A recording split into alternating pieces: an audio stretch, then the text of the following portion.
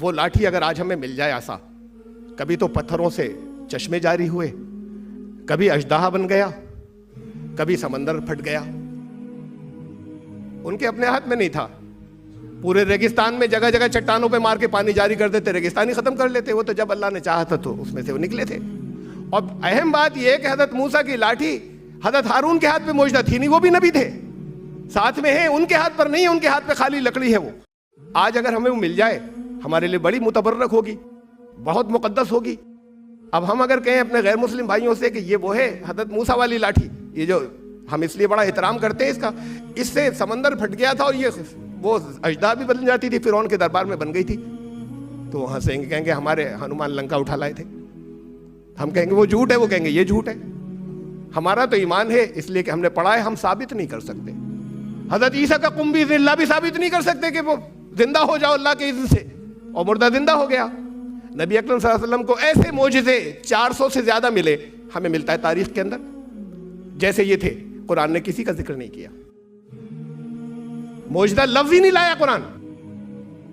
لفظ کیا لایا قرآن؟ اس کے جہاں جہاں معجزے، آیت، ہر جگہ آیت ہے. معجزے کے لیے جو لفظ لے کر آیا، اللہ نے حضرت موسیٰ کو آیت دی، اللہ نے حضرت عیسیٰ کو یہ آیت دی تھی، قم بإذن اللہ کھڑا ہو جائے، یہ آیت دی تھی، وہ ان کا عصا تھا. یہ 6000 سے زیادہ آیتوں کا معجزہ سب سے بڑا زندہ معجزہ، اس لیے کہ حضرت موسیٰ گئے، لاٹھی گئی، حضرت عیسیٰ گئے، قم بإذن اللہ گیا. محمد صلی اللہ علیہ وسلم کی رسالت قیامت تک باقی ہے. معجزہ بھی ایسا ہونا چاہیے جو قیامت تک رہے. اسی کو ریکگنائز کیا اس لیے جو قیامت تک رہے، جس کو دوسرے یہ نہیں کہتے جھوٹا ہے. اور یہ معجزے دی کیوں جاتے تھے؟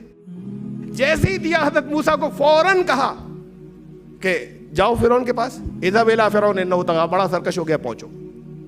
فرعون نے مان تھوڑی لیا، لیکن پھر تباہ ہو گیا جب نہیں مانا. تو یہ آخری حجت پوری ہو گئی تھی، اس کے بعد تباہ ہو گیا. کہ اب معجزہ اس لیے دیا جاتا تھا کہ بولتی بند کر دو، چاہے مانے یا نہیں مانے. اس کے بعد بھی سرکش ہو، اگر اس کے بعد بھی نہیں مانیں گے آخرت میں سزا بھگتیں گے، اس کے بعد سرکشی بھی کریں گے، تمہیں روکیں گے، تباہ ہو جائیں گے، پھر اللہ کے ذمے ہے. ایک عجیب معجزہ آپ کے پاس ہے محمد رسول اللہ صلی اللہ علیہ وسلم کا، وہ معجزہ جس کے آگے وہ 400 معجزوں کو معجزہ ہی نہیں کہا، ریکگنائز ہی نہیں کیا 400 سے زیادہ کو. اتنا عظیم معجزہ حضرت موسیٰ کا معجزہ حضرت ہارون کے ہاتھ پر معجزہ نہیں تھا، محمد رسول اللہ صلی اللہ علیہ وسلم کا آخری سب سے بڑا معجزہ آپ میں سے ہر ایک کے ہاتھ پر معجزہ ہے. چھوٹا ہونا رہی ہے. کس لیے ہوتا تھا؟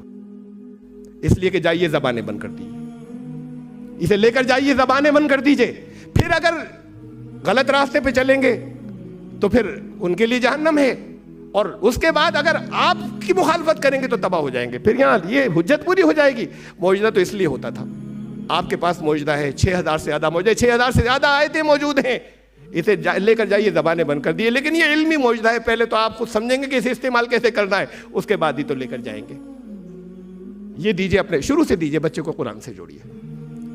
پوری زندگی کو بدل دینے والی چیز ہے یہ. بچہ آپ کا امتوں کو بدل دے گا، ایک ایک بچہ بدل دے گا. قرآن کا حامل تو بنائیے اسے.